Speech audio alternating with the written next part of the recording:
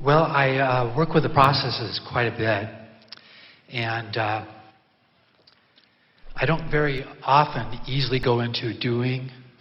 And I remember I worked with a process in the New Beginning quite a bit, where Abraham suggested a minute working on being, and then 7 minutes on having, and 7 minutes on doing. And that after about 30 days of doing that, you would see things come in alignment. And I would work on being, feel great. And having that, if I remember right, suggested looking at the feeling with that too. I'd feel great.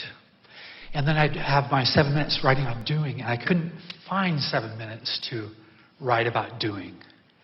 And so I just more comfortable looking for better feelings about me and the way I felt about things. And having kind of got me there too, right?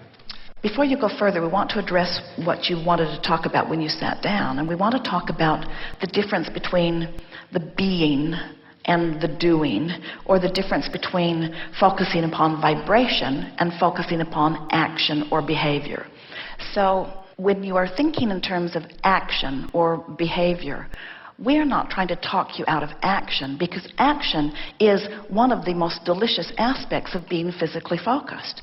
We are wanting to help you to find action in alignment, not using your action to compensate for misalignment.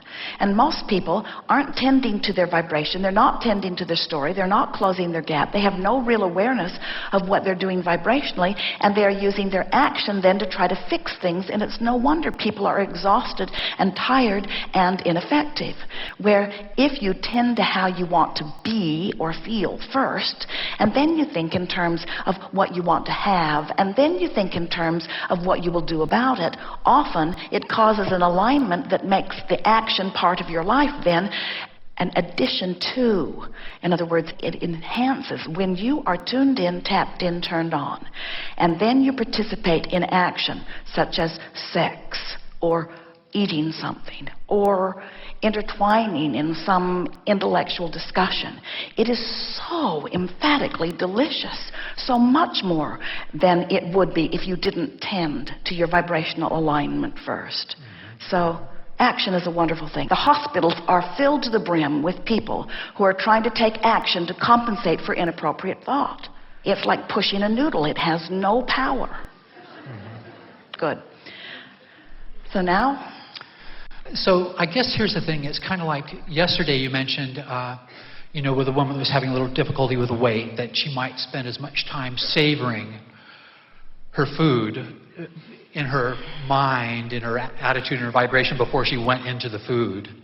And that would be a wonderful way to have her food. Working on vibration first and action later. Taking the action once the inspiration is there. And therefore enhancing the physical activity because the alignment has been accomplished first. Okay. Well, sometimes what happens with me, for instance, I like to work with the processes in the morning. And I'll be working there, and I'll be kind of applying a process or two in my mind. And my eyes will be closed. It's just kind of like an active, not very quiet meditation. There's an active thought processes going on. Always, I feel like most often, or often at least, lean towards better feeling thoughts. And I won't want to open my eyes because I can feel the resistance, even in just regular living of life. There always seems to be some resistance. And I'm wondering, is there a backwards way of looking at it? Like, is there a certain amount of resistance that's necessary in living life that you can just kind of skate on the top of, or? There is some energy in resistance in that desires are born out of it. And it's the reason that you decided to come forth and be physical, because you wanted the benefit of the contrast that would parlay you into expansion. And once you've expanded, then of course there will always be a little tension between what life has just caused you to become and what you're able to catch up with. But we want to say to you that We think you're trying way too hard in all of this. We want you to just sort of relax a little bit. I thought that, yeah. Just be easier about it. The thing that we've been saying to a lot of people, and we're just going to give it to you full on here, is that there are 3 steps to the process. Step 1 is taken care of. You've asked. Step 2 is taken care of. Source is responding. Step 3 is your work, which means chill out. Step 3 is be easy. We could not write a book that says this is always the right path for everyone. It's just from where you are, just reach for something that feels a little better than where you are. So, for example, you say something like, I'm doing pretty good, but I know I could do better. A little upstream. I'm doing pretty good. More downstream. I'm doing pretty good and understanding more all the time. More downstream. I'm doing pretty good. In fact, I'm feeling really good about what I'm doing. More downstream. I'm eager to figure this out more of the time. More downstream. I'm getting so I know what to do all the time. Even more downstream. I like being more in charge of my life. Even more downstream. This just gets easier and easier. Even more downstream. I'm not sure I'm meditating quite right. More upstream. Yeah. Well, I'm doing all right. I don't have to figure it out all right now. More downstream. I love these processes that Abraham has been giving us. More downstream. Oh, there's so many processes that Abraham's been giving us. More upstream. I'm not sure I'm doing this process right. More upstream. This process really helps me. More downstream.